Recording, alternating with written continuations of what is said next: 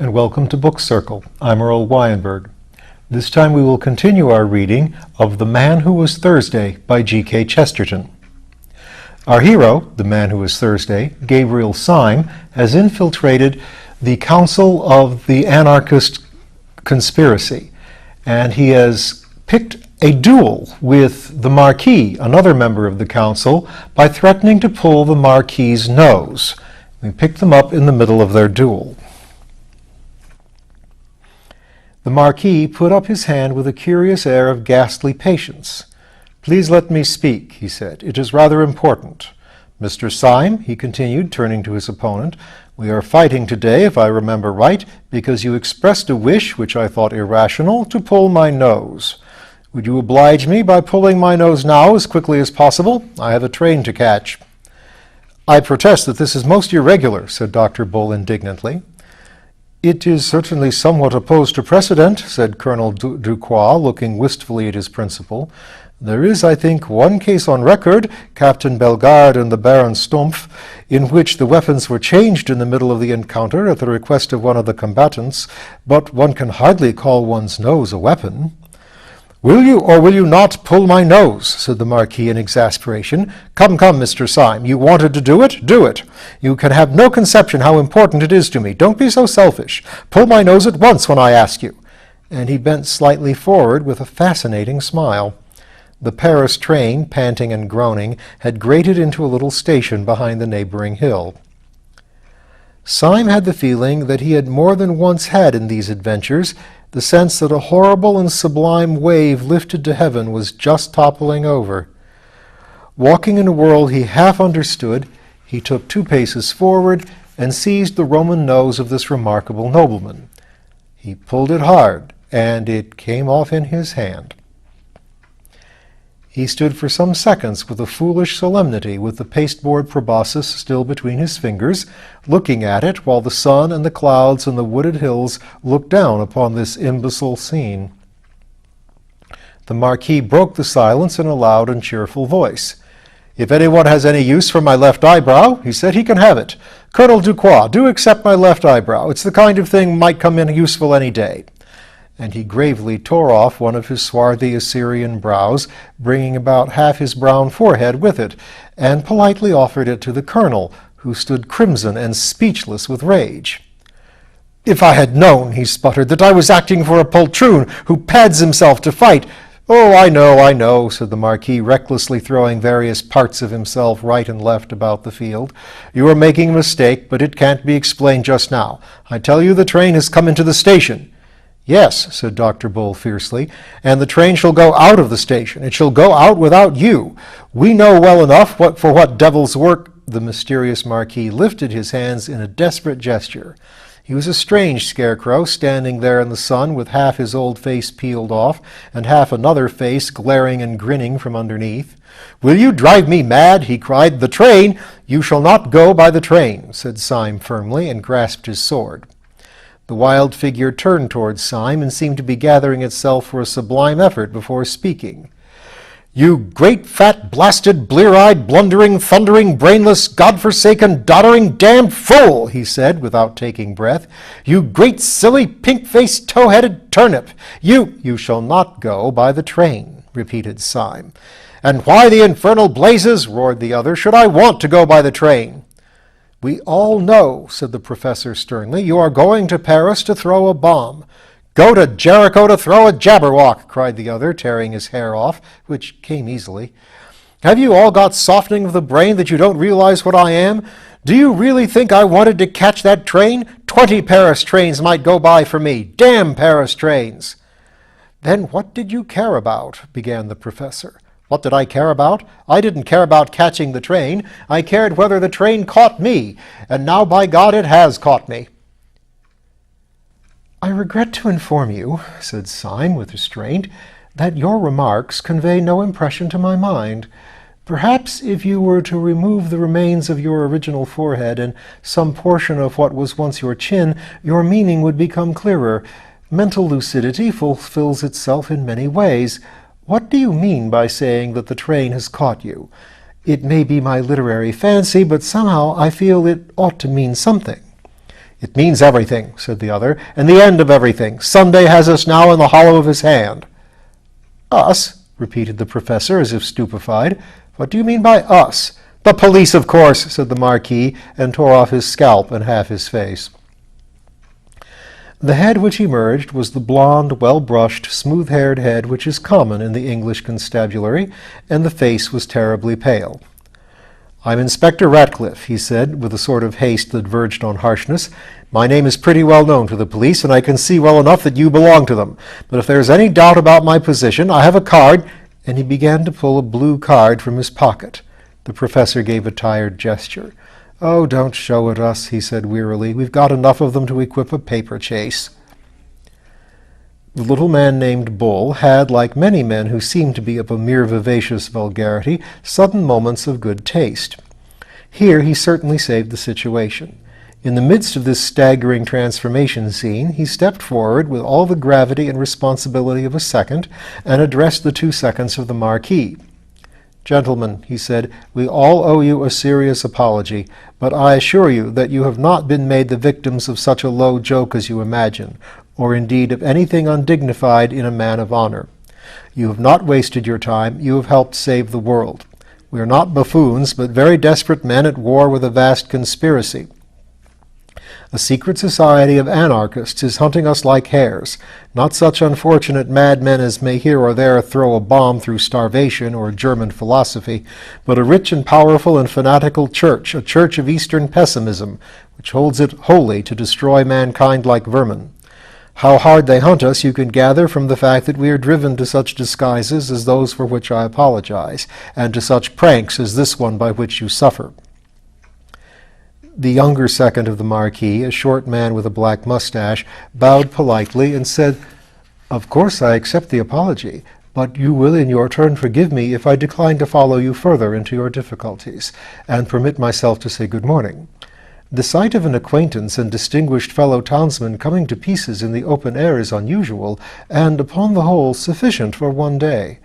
Colonel Ducroix, I would in no way influence your actions, but if you feel with me that our present society is a little abnormal, I am now going to walk back to the town." Colonel Ducroix moved mechanically, but then tugged abruptly at his white mustache and broke out, "No, by George, I won't. If these gentlemen are really in a mess with a lot of low wreckers like that, I'll see them through it. I have fought for France, and it is hard if I can't fight for civilization." Dr. Bull took off his hat and waved it, cheering as at a public meeting. "Don't make too much noise," said Inspector Ratcliffe. "Sunday may hear you." "Sunday?" cried Bull, and dropped his hat. "Yes," retorted Ratcliffe, "he may be with them."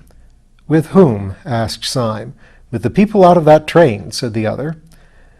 "What you say seems utterly wild," began Syme. "Why, as a matter of fact—" "But my God!" he cried out suddenly, like a man who sees an explosion a long way off. "My God, if this is true, the whole bally lot of us on the Anarchist Council were against anarchy. Every born man was a detective except the President and his personal secretary. What can it mean?" "Mean?" said the new policeman with incredible violence. "It means we are struck dead. Don't you know, Sunday? Don't you know that his jokes are always so big and simple that one has never thought of them? Can you think of anything more like Sunday than this, that he should put all his powerful enemies on the Supreme Council and then take care it was not supreme? I tell you, he has bought every trust, he has captured every cable, he has control of every railway line, especially that railway line."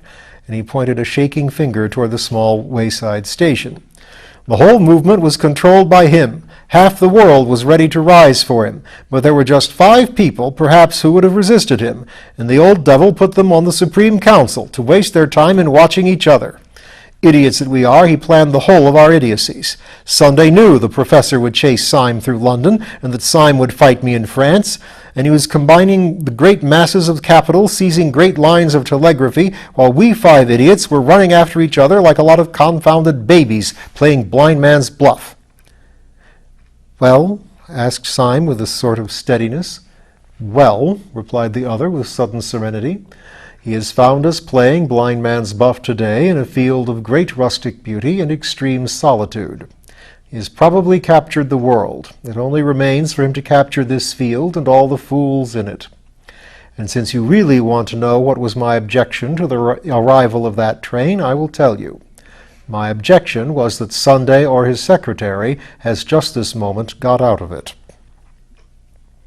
Syme uttered an involuntary cry, and they all turned their eyes toward the far-off station. It was quite true that a considerable bulk of people seemed to be moving in their direction, but they were too distant to be distinguished in any way. "It was a habit of the late Marquis de Saint-Eustache," said the new policeman, producing a leather case, "always to carry a pair of opera glasses. Either the president or the secretary is coming after us with that mob. They have caught us in a nice quiet place where we are under no temptations to break our oaths by calling the police. Dr. Bull, I have a suspicion you will see better through these than through your own highly decorative spectacles." He handed the field glasses to the doctor, who immediately took off his spectacles and put the apparatus to his eyes. "It cannot be as bad as you say," said the professor, somewhat shaken. "There are a good number of them, certainly, but they may be easily ordinary tourists." "Do ordinary tourists," asked Bull, with field glasses to his eyes, "wear black masks halfway down the face?" Syme almost tore the glasses out of his hand and looked through them. Most men in the advancing mob really looked ordinary enough, but it was quite true that 2 or 3 of the leaders in front wore black half-masks almost down to their mouths. This disguise is very complete, especially at such a distance, and Syme found it impossible to conclude anything from the clean-shaven jaws and chins of the men talking in the front. But presently, as they talked, they all smiled, and one of them smiled on one side. Chapter 11. The criminals chase the police. Syme put the field glasses from his eyes with an almost ghastly relief. "The president is not with them anyhow," he said, and wiped his forehead. "But surely they are right away on the horizon," said the bewildered colonel, blinking but half recovered from Bull's hasty though polite explanation. "Could you possibly know your president among all those people?" "Could I know a white elephant among all those people?" answered Syme, somewhat irritably. "As you very truly say, they are on the horizon, but if he were walking with them, by God, I believe this ground would shake." After an instant's pause, the new man called Ratcliffe said with gloomy decision, "Of course the president isn't with them. I wish to Gemini he were. Much more likely the president is riding in triumph through Paris, or sitting on the ruins of St. Paul's Cathedral." "This is absurd," said Syme. "Something may have happened in our absence, but he cannot have carried the world with a rush like that. It is quite true," he added, frowning dubiously at the distant fields that lay toward the little station. "It is certainly true that there seems to be a crowd coming this way, but they are not all the army you make out." "Oh, they," said the new detective contemptuously. "No, they are not a very valuable force. But let me tell you frankly that they are precisely calculated to our value. We are not much, my boy, in Sunday's universe. He has got hold of all the cables and telegraphs himself. But to kill the Supreme Council he regards as a trivial matter, like a postcard. It may be left to his private secretary." And he spat in the grass. Then he turned to the others and said somewhat austerely, "There is a great deal to be said for death. But if anyone has any preference for the other alternative, I strongly advise him to walk after me." With these words he turned his broad back and strode with silent energy toward the wood. The others gave one glance over their shoulders and saw that the dark cloud of men had detached itself from the station and was moving with a mysterious discipline across the plain. They saw already, even with the naked eye, black blots on the foremost faces which marked the masks they wore. They turned and followed their leader, who had already struck the wood and disappeared among the twinkling trees. The sun on the grass was dry and hot. So in plunging into the wood they had a cool shock of shadow, as of divers who plunge into a dim pool. Inside the wood was full of shattered sunlight and shaken shadows. They made a sort of shuddering veil, almost recalling the dizziness of a cinematograph. Even the solid figures walking with him Syme could hardly see for the patterns of sun and shade that danced upon them. Now a man's head was lit as with a light of Rembrandt, leaving all else obliterated. Now again he had a strong and staring white hands with the face of a Negro. The ex-marquis had pulled the old straw hat over his eyes, and the black shade of the brim cut his face so squarely in two that it seemed to be wearing one of the black half-masks of their pursuers. The fancy tinted Syme's overwhelming sense of wonder. Was he wearing a mask? Was anyone wearing a mask? Was anyone anything? This wood of witchery in which men's faces turned black and white by turns, in which their figures first swelled into sunlight and then faded into formless night, this mere chaos of chiaroscuro after the clear daylight outside, seemed to Syme a perfect symbol of the world in which he had been moving for 3 days. This world where men took off their beards and their spectacles and their noses and turned into other people. That tragic self-confidence which he had felt when he believed the Marquis was a devil had strangely disappeared now that he knew the Marquis was a friend. He felt almost inclined to ask after all these bewilderments what was a friend and what an enemy. Was there anything that was apart from what it seemed? The Marquis had taken off his nose and turned out to be a detective. Might he not just as well take off his head and turn out to be a hobgoblin? Was not everything, after all, like this bewildering woodland, this dance of dark and light?